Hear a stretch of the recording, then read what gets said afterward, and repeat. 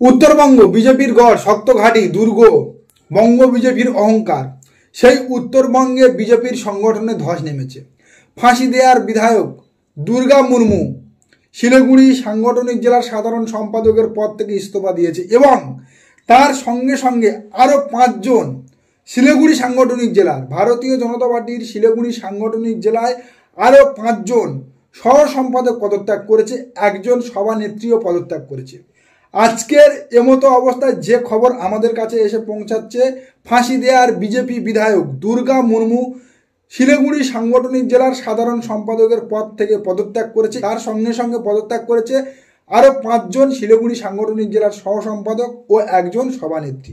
শিলিগুড়িতে আজকের যে সংগঠনে ধস নেমেছে ভারতীয় জনতা পার্টির, তার অন্যতম কারণ শঙ্কর ঘোষ। ভারতীয় জনতা পার্টির শিলিগুড়ি সাংগঠনিক জেলার ভিত যারা তৈরি করেছে, ভিতকে যারা মজবুত করেছে, শিলিগুড়িতে ভারতীয় জনতা পার্টিকে যারা বামেদের হাত থেকে ভারতীয় জনতা পার্টির হাতে তুলে দিয়েছিল, সেই পুরনো দিনের কর্মীরা শঙ্কর ঘোষের আদিপাত্য মানতে পারছে না বা শঙ্কর ঘোষের বাড়বাড়ন্ত মানতে পারছে না। শুভেন্দু অধিকারীর ঘনিষ্ঠ এই শঙ্কর ঘোষ, শুভেন্দু অধিকারীর হাত ধরে এই শঙ্কর ঘোষ ভারতীয় জনতা পার্টিতে এসেছিল। তারপরে ধূমকেতুর মতো উত্থান ঘটেছিল এই শঙ্কর ঘোষের। বর্তমানে তিনি শুভেন্দু অধিকারীর বদান্যতায় বিধানসভার মুখ্য সচেতক। মনোজ টিগ্গা ভারতীয় জনতা পার্টির এমপি হওয়ার পর মুখ্য সচেতক হয়েছে এই শঙ্কর ঘোষ।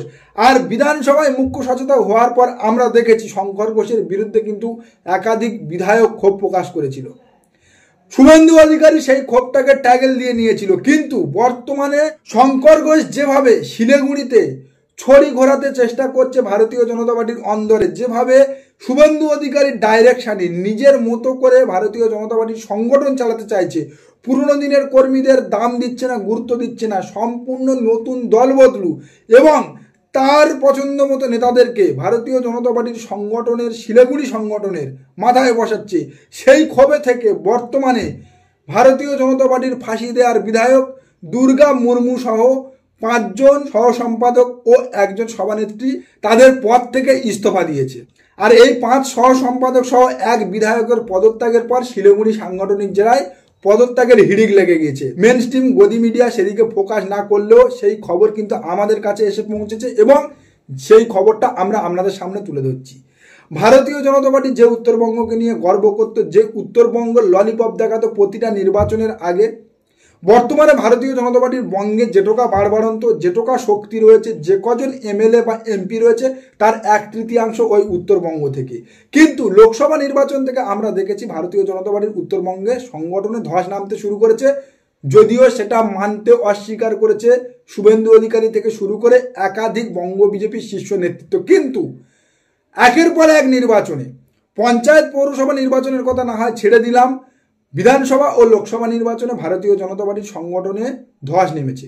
বিধানসভা উপনির্বাচনে ভারতীয় জনতা পার্টির হাতে থাকা মাদারিহাট আসন তৃণমূল কংগ্রেস ছিনিয়ে নিয়েছে। লোকসভা নির্বাচনে কুচবিহার আসনের মতো গুরুত্বপূর্ণ আসনটা তৃণমূল কংগ্রেস ছিনিয়ে নিয়েছে।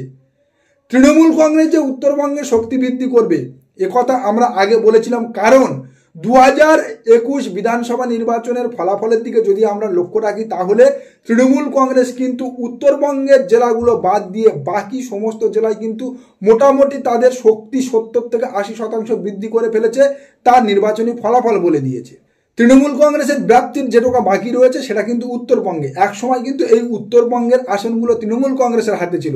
আর 2026 বিধানসভা নির্বাচনে তৃণমূল কংগ্রেসকে যদি আসন বা সিট বাড়াতে হয়, তাহলে একমাত্র জায়গা উত্তরবঙ্গ।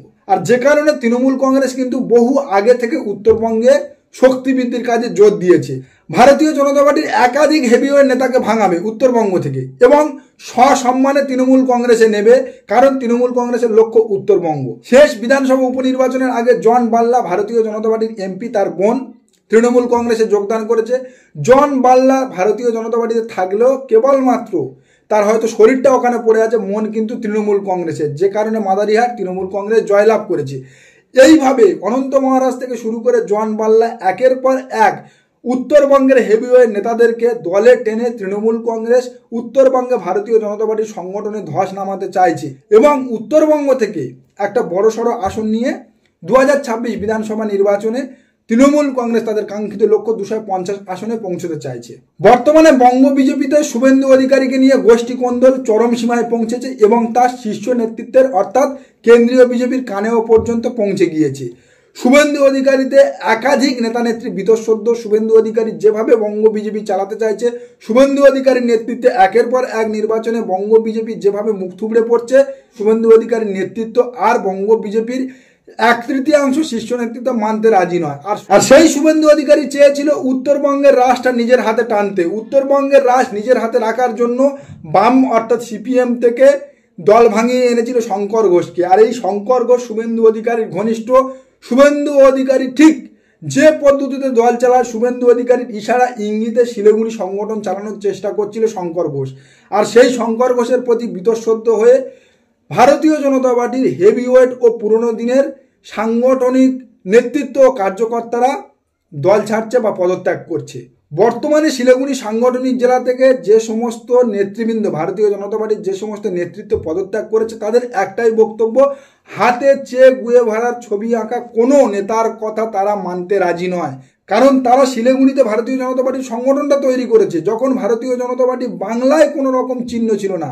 আর আজকের কোনো দল বদলু নেতা, বামেদের কোনো নেতা এসে, যেই বামেদের নেতা একসময় এই বিজেপিদেরকেই ধরে ধরে কেস দিয়ে জেলে ভরেছিল, সেই দল বদলু বাম নেতা শঙ্কর ঘোষের আদেশ বা নির্দেশ তারা মানতে রাজি নয়, বা শঙ্কর ঘোষ যেভাবে দল চালাতে চাইছে, দলের ওপর কর্তৃত্ব জাহির করতে চাইছে, সেটা তারা মানতে রাজি নয়। শঙ্কর ঘোষ তো চলছে শুভেন্দু অধিকারী ডাইরেকশন বা নির্দেশে। অর্থাৎ শুভেন্দু অধিকারী যেভাবে দলের মধ্যে আড়াআড়ি বিভাজন করতে চায় বা দলের মধ্যে নিজের ওই অনুগামী বা নিজের তৈলমর্দনকারীদের পদ পাইয়ে দিতে চায়, শঙ্কর ঘোষ ও ঠিক শিলিগুড়িতে একই খেলা খেলছে, যে কারণে পুরনো দিনের কর্মীরা ক্ষেপে উঠেছে। আর বর্তমানে ভারতীয় জনতা পার্টির এই দুর্দিনে শিলিগুড়ির সংগঠনে এই ধস আগামী দিনে ভারতীয় জনতা পার্টির উত্তরবঙ্গের সংগঠন শেষের ইঙ্গিত দিচ্ছে।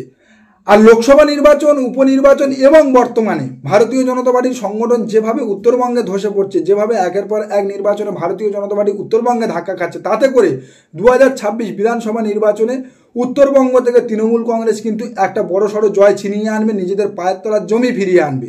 আর উত্তরবঙ্গে যদি তৃণমূল কংগ্রেস তাদের পায়ের তলার জমি পুনরুদ্ধার করতে সক্ষম হয় এবং বড়সড় অঙ্কের আসন নিজেদের দিকে টেনে আনতে সক্ষম হয়, তাহলে বঙ্গ বিধানসভায় ভারতীয় জনতা পার্টির বিরোধী দলের তকমা চলে যাবে। উত্তরবঙ্গ যদি ভারতীয় জনতা পার্টির হাতে না থাকে, তাহলে আগামী দিনে বাংলা থেকে ধীরে ধীরে ভারতীয় জনতা পার্টিও বিলীন হয়ে যাবে। কারণ ভারতীয় জনতা পার্টির উৎপত্তি, শক্তি এবং বর্তমানে যা কিছু আছে তা ওই উত্তরবঙ্গটাই ঘিরে। নমস্কার, আজকের প্রতিবেদন এখানেই শেষ করছি। দেখা হচ্ছে আগামী কোনো প্রতিবেদনে। আমাদের প্রতিবেদন সম্পর্কে আপনাদের কি মতামত অবশ্যই জানান আমাদের কমেন্ট সেকশনে।